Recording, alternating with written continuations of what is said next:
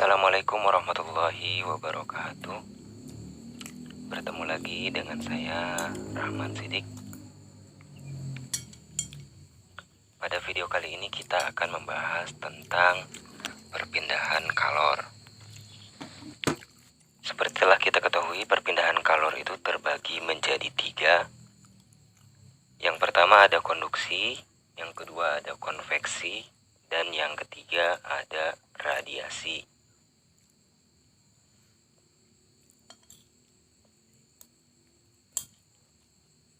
Yang pertama konduksi. Apa sih konduksi itu? Konduksi itu perpindahan kalor, ini bukan partikel ya, kalor, tanpa disertai perpindahan partikelnya. Nah, di sini ada contoh besi yang dipanaskan. Titik A itu dipanaskan, suhunya lebih tinggi, dan titik C itu suhunya lebih rendah.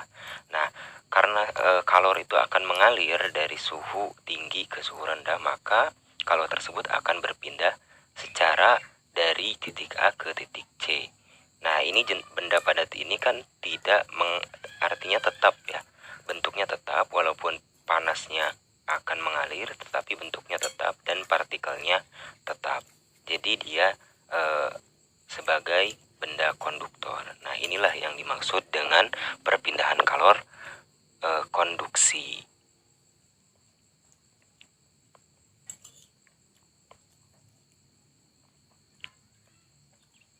Selanjutnya ada faktor-faktor yang mempengaruhi laju kalor konduksi. Di sini ada 4. Yang pertama beda suhu. Makin besar beda suhu, maka makin cepat perpindahan kalor. Yang kedua ketebalan dinding. Makin tebal dinding, maka makin lambat perpindahan kalor. Yang ketiga luas permukaan. Makin besar luas permukaan yang dipanaskan, maka makin cepat perpindahan kalor. Yang keempat konduktivitas termal adalah ukuran kemampuan zat menghantarkan kalor. Makin besar nilai K, maka makin cepat perpindahan kalor. Nah, masing-masing zat ini berbeda-beda konduktivitas termalnya. Selanjutnya, persamaan matematis perpindahan kalor. Di sini ada H sama dengan Q dibagi T sama dengan K dikali A dikali delta T dibagi L. Atau Q sama dengan K kali A kali T kali delta T kali L.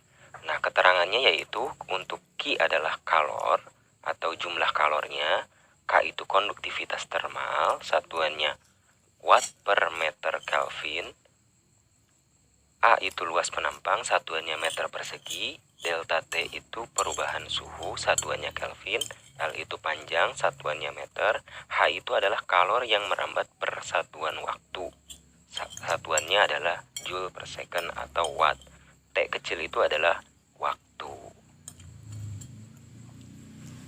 Selanjutnya di sini ada beberapa contoh konduktivitas termal beberapa zat. Nah, di sini ada contoh perak, tembaga, aluminium, kuningan, besi, atau zat padat lain misalkan beton, kaca, batu bata, kayu cemara, zat cair juga. Di sini ada air. Bahan isolator juga mempunyai konduktivitas termal seperti serbuk gergajian, gabus, wol, dan yang lainnya. Nah, yang selanjutnya dalam peristiwa dua batang logam berbeda, jenis yang disambungkan berlaku bahwa laju aliran kalor dalam kedua batang adalah sama besarnya. Dituliskan sebagai berikut.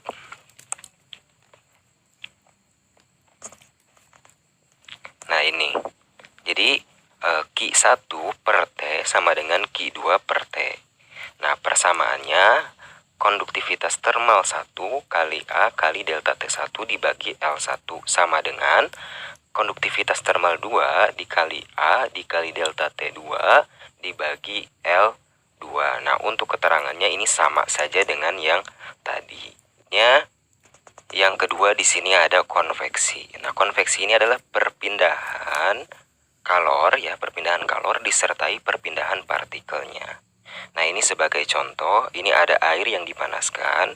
Air dingin itu mempunyai kerapatan lebih besar, sehingga dia akan turun ke bawah. Dan air yang di bawah yang terkena api itu akan naik ke atas karena kerapatannya lebih rendah. Ya, jadi air yang kerapatannya lebih rendah itu akan naik ke atas, dan air yang kerapatannya lebih tinggi, lebih rapat itu akan turun ke bawah. Nah, selanjutnya di sini ada persamaan matematis perpindahan kalor. Di sini ada H besar sama dengan H kecil kali del A kali delta T. Untuk H besar adalah perlambatan kalor tiap satuan waktu. Satuannya kalori per detik atau joule per second. Untuk H kecil adalah koefisien konveksi, satuannya kalori per meter second derajat Celcius. Untuk A sama dengan luas penampang, satuannya meter persegi, dan delta T adalah perbedaan suhu. Nah, inilah persamaan matematis perpindahan secara konveksi atau perpindahan kalor secara konveksi.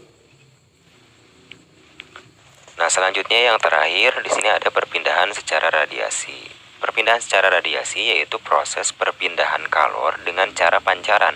Sebagai contoh di sini adalah pancaran sinar matahari ke bumi. Sebagaimana kita ketahui bahwa di luar angkasa itu tidak ada udara, tetapi pancaran atau panas matahari kalornya dapat sampai ke bumi. Nah, jadi proses perpindahan kalor dengan cara radiasi itu tidak membutuhkan partikel lain atau tidak membutuhkan medium yang lain. Nah, selanjutnya di sini ada persamaan matematis perpindahan kalor secara radiasi. Di sini berlaku hukum Stefan Boltzmann yang menyatakan bahwa energi yang dipancarkan oleh suatu permukaan benda dalam bentuk radiasi kalor per satuan waktu itu sebanding dengan luas permukaan dan sebanding dengan pangkat 4 ya, pangkat 4 suhu mutlak permukaan itu. Nah, di sini adalah P itu daya radiasi satuannya watt, Q itu adalah kalor satuannya joule, T kecil itu adalah waktu, E itu adalah emisivitas benda, dan tau itu adalah konstanta Stefan Boltzmann. Nah, untuk konstanta ini adalah ketetapan. Yang selanjutnya ada A, itu luas permukaan, satuannya meter persegi. Selanjutnya ada T besar yaitu suhu mutlak, satuannya Kelvin. Nah, di sini kan dikatakan bahwa Q per T itu sebanding dengan A dikalikan T pangkat 4. Jadi sebanding di sini ya, sebanding di sini belum tentu sama, tetapi hanya sebanding perubahannya ya. Nah, makanya di sini membutuhkan konstanta Stefan Boltzmann. Nah, ini sesuai dengan penelitian Stefan Boltzmann. Nah, inilah ketetapannya yang dihasilkan. Selanjutnya ada emisivitas. Emisivitas itu adalah kemampuan benda ya menyerap energi yang datang. Nah, itu emisivitas. Jadi untuk benda yang sempurna atau benda hitam sempurna itu dapat menyerap kalor dengan secara keseluruhan. Tetapi dalam benda yang ada di sekitar kita itu tidak ada yang emisivitasnya 1. Nah, untuk emisivitas biasanya yaitu antara 0 dengan 1. Tidak mungkin 0 dan tidak mungkin 1, tapi di antaranya ya. Semoga video ini bisa bermanfaat untuk pembelajaran fisika dan memudahkan kita dalam belajar fisika. Terima kasih. Sampai jumpa. Semoga video ini bermanfaat. Wassalamualaikum warahmatullahi wabarakatuh.